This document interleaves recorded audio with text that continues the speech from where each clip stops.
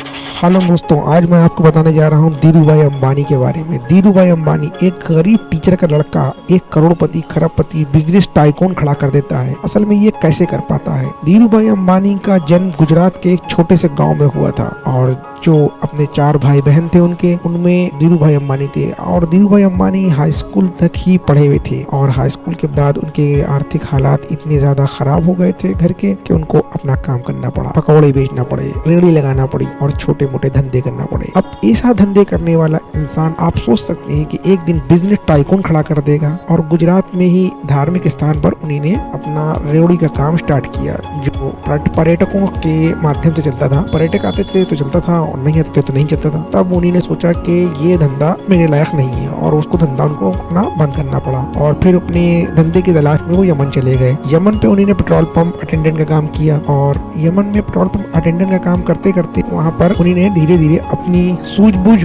और समझदारी से यमन में पेट्रोल पंप के मैनेजर बन गए। जब यमन में 4 आने का चाय मिलती थी तो इस टाइम धीरूभाई अंबानी 1 रुपए की चाय पीने जाते थे एक अच्छे होटल में। क्यों? इसलिए ताकि वहाँ जो बिजनेसमैन लोग आए उनकी बातें धीरूभाई अंबानी सुन सके, बिल्कुल पीटर लिंच की तरह। हमने आपको एक स्टोरी बताई थी इससे पहले पीटर लिंच की। तो पीटर लिंच जो है वो गोल्फ क्लब में नौकर करते थे, स्टिक उठाते थे, बॉल उठाते थे और उन्हीं ने वहाँ से उस चीज के गुण सीखे। यही सेम धीरूभाई अंबानी ने भी किया। धीरूभाई अंबानी ने अपने बिजनेस के सपने को संजोए रखे हुए अपने दिल में 1 रुपए की जाके चाय पी। और जाहिर सी बात है, आप लोग सोचते होंगे कि 1 रुपए की चाय तो कोई बेवकूफी पिएगा जो एक पेट्रोल पंप अटेंडेंट है और वो इतनी महंगी चाय पिए। तो उन्हीं ने वहां से बिजनेस के रूल सीखे। फिर कुछ दिन तक काम करने के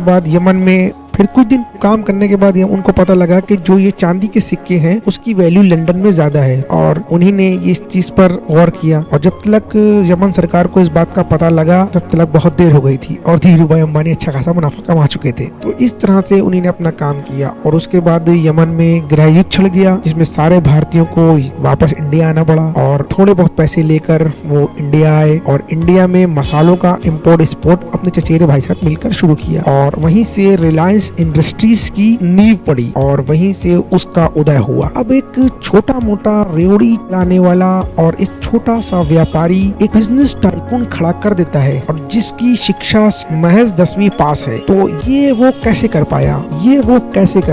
ये जानने के लिए आपको धीरूभाई अंबानी की पूरी बायोग्राफी को रीड करना पड़ेगा। और उनके अंदर महत्वाकांक्षा थी, सपने थे और वो सारी चीजें थी जो एक करोड़पति में बनने में पाई जाती है। तो करोड़पति बनना बहुत आसान है, बस एक चीज है उसमें, मेन चीज, तुम सपने देखो। अगर तुम सपने देखोगे तो उसको साकार करोगे।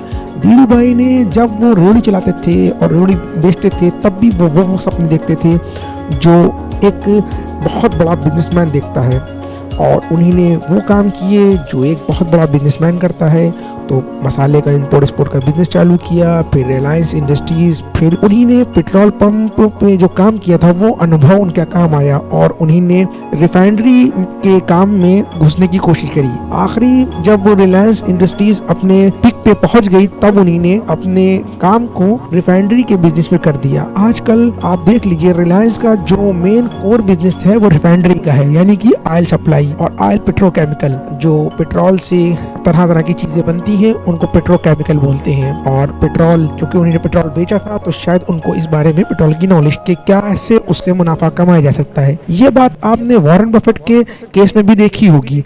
वॉरेन बफेट जब छोटे थे तो उन्होंने कोका कोला बेची थी, चिंगम बेचे थे, वॉशिंगटन अखबार पोस्ट किया था। यही नॉलेज उन्होंने जब वो बड़े निवेशक बन गए तो उन्होंने तुरंत ही अपने आप को कोका कोला कंपनी से जोड़ा, वॉशिंगटन अखबार पोस्ट कंपनी से जोड़ा, सब में उन्होंने निवेश किया और भारी निवेश किया। और आपको जानकर हैरानी होगी कि वो आज भी इसी चीज में इन्वेस्टेड है, यानी कोका कोला में और वॉशिंगटन अखबार में। और अब तो सबसे बड़ी उनकी वेल्थ जो है वो आईफोन में भी लगी हुई है, जबकि आईफोन वो चलाते नहीं है, छोटा फ्लैप वाला फोन चलाते हैं। लेकिन आईफोन कंपनी ने उनको एक फ्लैप वाला फोन नहीं, उनको एक अच्छा आईफोन दिया और कहा सर आप हमारे कंपनी के मालिक हैं तो आपको जाहिर सी बात है आईफोन ही इस्तेमाल करिए। उन्होंने कहा ठीक है आईफोन इस्तेमाल करेंगे पर रख दो, इससे कॉल नहीं करेंगे, कॉल तो मैं अपने फ्लिप वाले फोन से करूंगा, ये बस ऐसा ही है, ठीक है। तो आप ये सादगी चीजें देखिए, लोगों की सादगी, धीरूभाई अंबानी की सादगी, वॉरेन बफेट की सादगी और बहुत सारे करोड़पतियों की सादगी, अगर ये चीज आप में है तो आप वो काम कर सकते हैं जो ये लोग कर रहे हैं। ऐसा नहीं है कि